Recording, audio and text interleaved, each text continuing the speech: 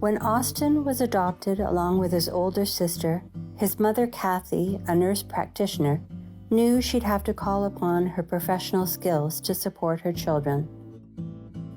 On the first night Austin spent in his new home, just after his first birthday, he managed to escape his crib. Kathy awoke to a pair of big brown eyes peering proudly at her over the side of her bed. Austin was a very busy little boy, climbing everything in sight and literally swinging from the dining room chandelier. Kathy soon learned to trust in his ability to either roll or stick the landing as he catapulted himself off increasingly tall objects.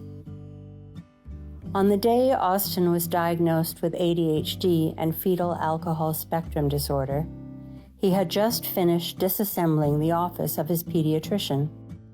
Austin could take apart and reassemble virtually anything and create something new out of random found objects.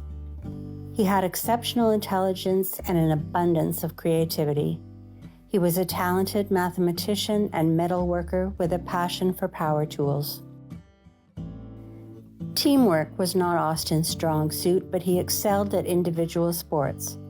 He was remarkably successful at fishing. The family had a boat and would visit Georgian Bay in the summers, where he was in his element.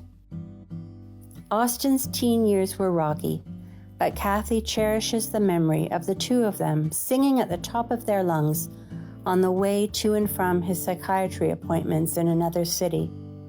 She would convince him to turn off his rap for a bit, and they would belt out classic rock songs by Queen and Led Zeppelin. Austin died at the end of what was probably the best day of his young life.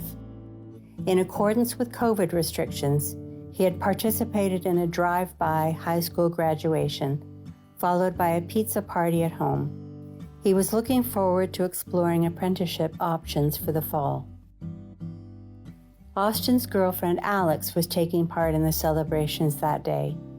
To stay within their COVID bubble, the pair had been spending weeknights at his place and weekends at hers. They'd only been together 3 months, but had fallen deeply in love. Both Austin and Alex were in active addiction, but were practicing harm reduction as best they could, using cannabis in lieu of riskier drugs.